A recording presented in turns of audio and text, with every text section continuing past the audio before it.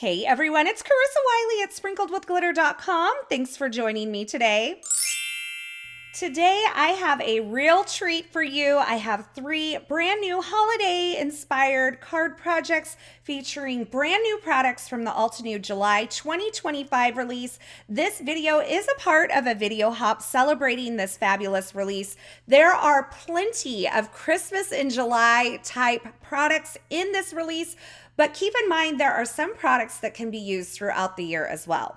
I wanted to walk you through a few of the products from this release that I picked up, including this adorable timeless sled layering die set along with the sleigh ride sentiments. And I absolutely love when companies design coordinating dies for the sentiments. This is the zero waste ornamental winter pattern die set. I'll be featuring that in a video tutorial over on the YouTube channel for Altenew later this month. This is Sweet Treats layering die set. Now these sweet treats could be for holiday or you can use them year round. Next up is the Lush Berry Branch 3D embossing folder as well as coordinating stencil set. This is absolutely gorgeous for creating mass-produced cards. This Cozy Homes die set is another one that can be used year-round or to create a little holiday village. And for today's card project, I'm going to be using this new Festive Triangles stamp and press plate set. I'll also be using the Nesting Triangles die set, which includes dies that coordinate with these triangles, but also some other triangle shapes as well. So this is a great one to have on hand. The Mini Delight set of the month from Altenew includes these presents dies, which I think is so fabulous, and also the Time to Celebrate stamp set. These are perfect for holiday cards or for birthday cards. I also picked up the Wrapped with Love stamps, dies, and coordinating press plates. I thought these were perfect for pairing with the Sweet Treats dies or for creating little tags for sweet treats that you deliver to friends and family. And I think this will be fun to use. And lastly, I have the labels and tags to die set. Now, I did want to mention that this is not the entire release, and you can find links to all of these products in the YouTube description below, as well as some other brand new products, including the complete July 2025 release from Altenew. So if you want to check out more, be sure to hit that link below. So now that we've gone through those products, let's get to creating. I'm starting out with the Festive Triangles press plate set, and I have my Glimmer Hot Foil platform. I'm laying out a few of these tree designs on the platform as it heats up. And while it heats up, I'm going to grab my roll of Champagne Hot Foil from Altenew, and I'm going to trim down a piece so that it's ready once my press plates are done heating up. I also have some acetate, and that's because I'm going to do some foil designs on a shaker window for this first card. Once the platform is heated and I've run it through its timer, I'm going to remove the platform from the base, take it over to my Platinum 6 die cutting machine. I'll add my champagne foil with the pretty side facing the pretty side of my press plates, and then I'll add my piece of acetate. And to complete the sandwich, I'm going to grab my thin shim and spacer pad that come with the Glimmer machine. I also have a 80-pound piece of white cardstock between those two layers because I found the acetate needed just a tad bit more pressure. I ran that through my Platinum 6 die cutting machine, and look at this. I have beautifully foiled images on some acetate, and I'll use these for a shaker card. So much fun. Look at all those fun designs that the trees come in. Now I'm grabbing the Nesting Triangles die set, and these triangles here on the bottom coordinate with the Festive Triangles stamp and press plate set. So I'm going through the triangles and finding the triangles that kind of match up with the tree shapes here. But I'm also finding the one that's like the next size up. And that's because when I die cut this acetate, I want it to be slightly larger than the shaker window that I'm creating. So you'll see I'm actually lining up a triangle that's a little bit bigger than the tree itself on my acetate to die cut. Now, when I'm die cutting acetate, I add a piece of cardstock underneath the acetate so the die has kind of something to grip into. I also added my metal shim, and I made sure that I was die cutting into the clear cutting plate rather than my magnetic shim. And I went through and die cut all of those pieces. Now I am grabbing the Festive Triangles stamp set, and I'm going to do a little stamping on several panels. I'm starting with the largest solid tree or triangle in this set, and I'm lining it up in the center of my card panel. This is an A2 size card panel, and you can see I've placed it right in the middle of my Stamp Wheel 2.0, and that's because I have a slim grip sticky mat behind the photopolymer mat that comes in the Stamp Wheel 2.0. That helps me line up my card panels in the center of my stamp wheel, and I love having that additional layer in there. I'll ink up my trees, and I have some various colors of green ink that I'm using today, as well as some Coral Bliss ink and some red ink. I have all of them linked in the YouTube description below. And I'm starting out with this Mountain Pine ink. Now you'll see that this is a really solid stamp and it's brand new, so I'm taking extra care to make sure I get the entire thing inked. Once my stamps are inked, I'm going to flip the flip plate, and that will stamp the images onto my white cardstock below.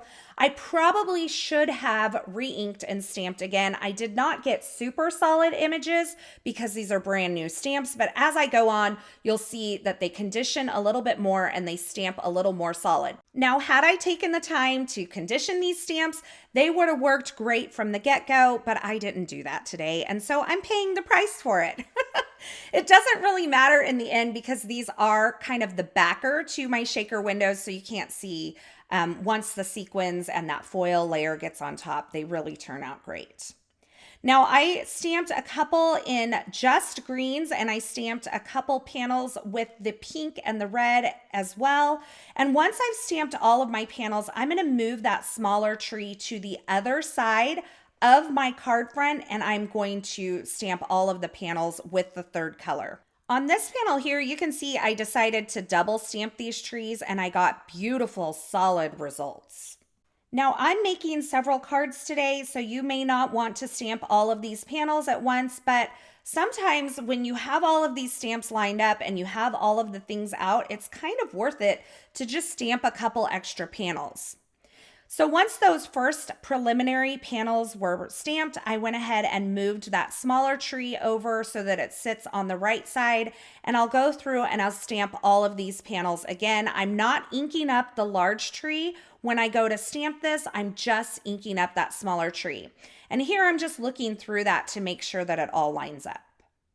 So for the green and pink panels, I stamped the third tree in this crimson color.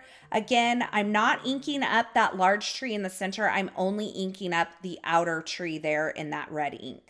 Now, once I made my way through all of those panels, and you can see I had a little flub up on that green panel. It's okay, we're gonna die cut it in the end. I'm gonna line up the triangles that coordinate with these tree sizes. So you can see I'm lining them up, I'm holding them in place with a little satin masking tape from Altenew, and I'm gonna run that through my die cut machine.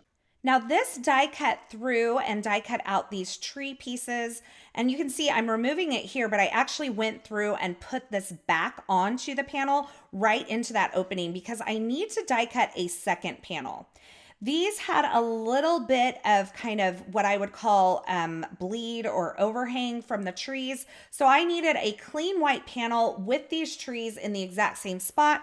So I left the trees in place on the die cut panel and nestled another A2 size white panel behind it and ran that through my die cut machine.